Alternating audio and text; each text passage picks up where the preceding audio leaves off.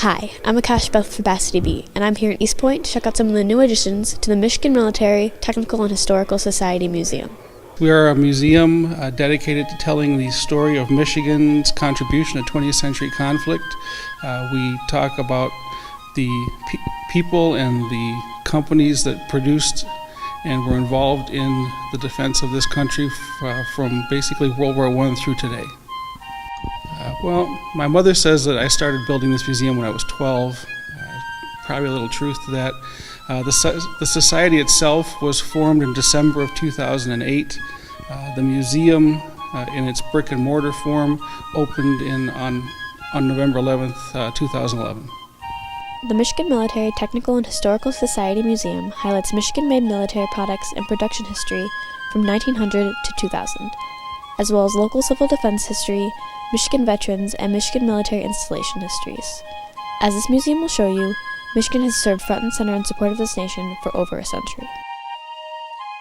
We've added quite a few new items. There's a lot of stuff that's coming over the last year that hasn't been processed yet and isn't out. Probably the most significant thing that we've added since you were last here is the Vietnam-era Jeep ambulance that's behind us. And there's also been a number of items on the personal side. Since we've opened the doors of the museum, a lot of things have come in on donation. A lot of people, as they learn about us, have been bringing us things, but we still do a lot of searching to fill in the holes, and there are certain things that we look for, from particular companies and on particular subjects. Do a lot of eBay searching, a lot of internet searches. We hit there's a local military collectors community that we go through and the various shows and things like that. We go out and we look for things that are specifically related to the state of Michigan. Sometimes we buy them, sometimes we get them donated, but then once we actually have them, everything has to be processed, cleaned, inventoried, labeled, and either put on exhibit or prepped for storage. So there's a tremendous amount of work that goes on behind the scenes, trying to get this all put together. Probably my favorite thing in the museum is the World War II Jeep, just because it's in the summertime. It's fun to take it out and drive it around and show people, what it can do. But there's a couple of smaller things that I really like. There's in the one case we have a sign that talks about the Michigan honeybees and their contribution to World War II, which is actually one of the cooler things in here. And the air raid siren's kind of neat too.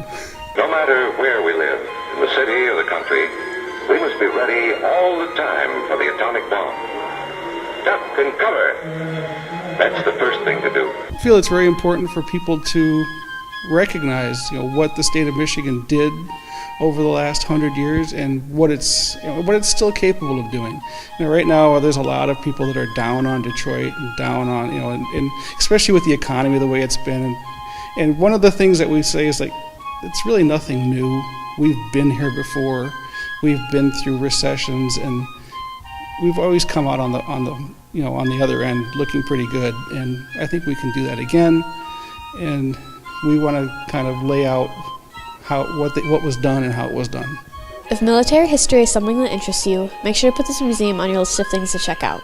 You'd be surprised by how much Michigan was involved in your country's history. For Bethel TV, I'm Akasha Bethel.